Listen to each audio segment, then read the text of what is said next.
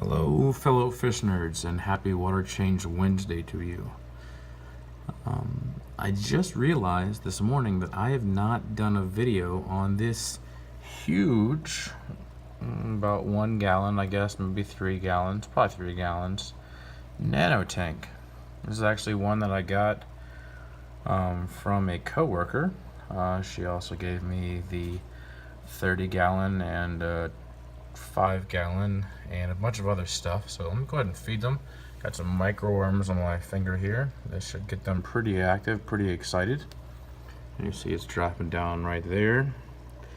They're gonna start going crazy. These are Phoenix Rasboras. I've had these for quite a few months. They used to be in my tank with my red cherry shrimp for a while, and then I decided, I kind of want to have more red cherry shrimp and not have the babies eaten, so I brought them into my classroom and have moved them over this tank. It's a very simple tank. It's an open lid sitting on a small space, has a very small footprint. It's actually plastic or acrylic, and just have an air stone in there for water circulation, have some plants to absorb some of the nitrates. My classroom is usually really warm, tends to run as high as 75, 76 degrees, so I don't need a temperature. I don't need a heater.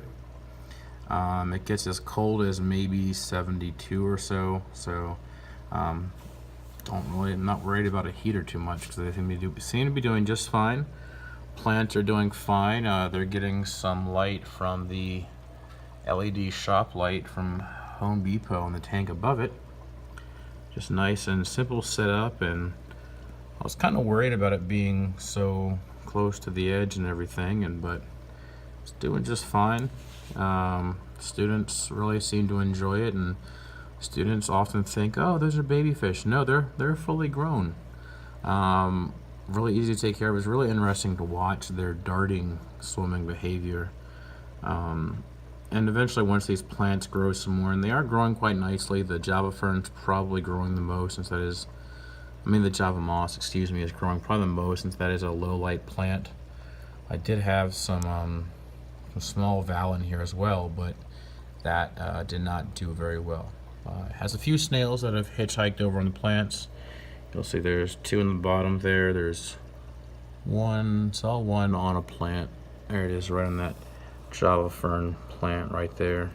And 2 in the bottom, and there's some more microworms. But these Phoenix Rasboras are also currently, have finally in the past month or so, I'd say, started to eat more flake food. I just crushed it up so it's smaller and easier for them to ingest and digest. And they're doing just fine. Obviously don't have a lot of high hopes of breeding because there's not a lot of hiding places for the fry just yet.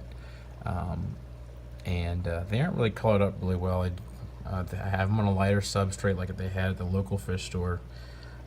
Tended to help with the coloration, but I'm thinking maybe if I have some more plants, once the Java moss grows in, they might start to color up some more. That's my hopes.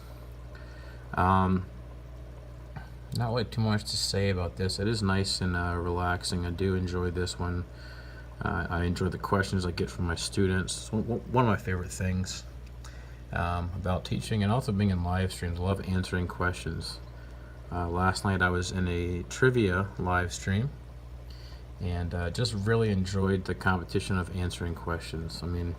I don't get competitive about much. I don't really care about sports very much at all, but I do get super competitive about answering trivia questions. I was once on a trivia team. I use the term team very loosely. It was literally just my wife and I, and then another couple, a married couple, friends of ours from college, and my wife and my friend's wife. They usually just sat there and talked and maybe answered a few questions if there was like pop culture questions about Friends or Gilmore Girls. But my friend and I we answered quite a few random questions. He is currently a math teacher about an hour from me. So a math teacher he actually knows a lot about history is his actual area, I think. And of course then me as a science teacher, with our combined random knowledge, we did pretty well.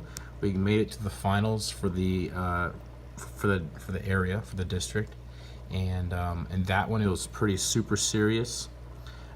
In the preliminaries and like the usual weekly trivia competitions, we competed for gift cards to the restaurant where we were at, and we on a regular basis got first or second place, and we were going against teams who pretty regularly cheated and used their phones to look up the answers, which is not allowed, but they would still cheat.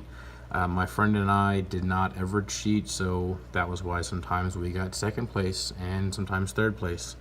But we felt a lot better about ourselves by not cheating. Finally, we made it to the final rounds for the district, and that one was a lot more serious. They actually, if they saw a phone out at all at any time, you were disqualified. They asked women and men with long hair to have their hair tied back to make sure that no one had any Bluetooth earbuds or whatever in their ears.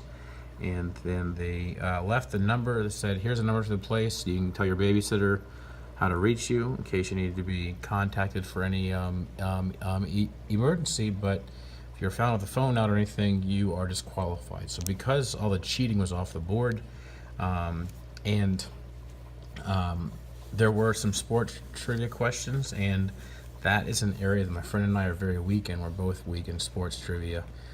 We actually brought in a friend who knew sports and enjoyed sports and knew a lot of sports facts, and so we brought him in to add to our team. And because of that, there was a few sports trivia questions, and he ended up helping us out a pretty good deal. And because of that, and because the cheaters were not able to cheat, we ended up getting second place in the district, which won us $500. So that was pretty cool. So I really enjoy trivia. So I'm gonna start a new thing. Start asking one trivia question at a random point in the video for my upcoming videos. And I'm going to attempt to ask questions that you can't find the answers to on Google, which is quite an undertaking in and of itself. So if you know the answer to these questions, just comment below with what the answer is. The first person to post it and get it correct will obviously win. Good job, you're smart, and we'll get a shout out in the next video. Possibly a link to your channel will be posted in the upcoming video where the winner is announced, and please stay tuned for those.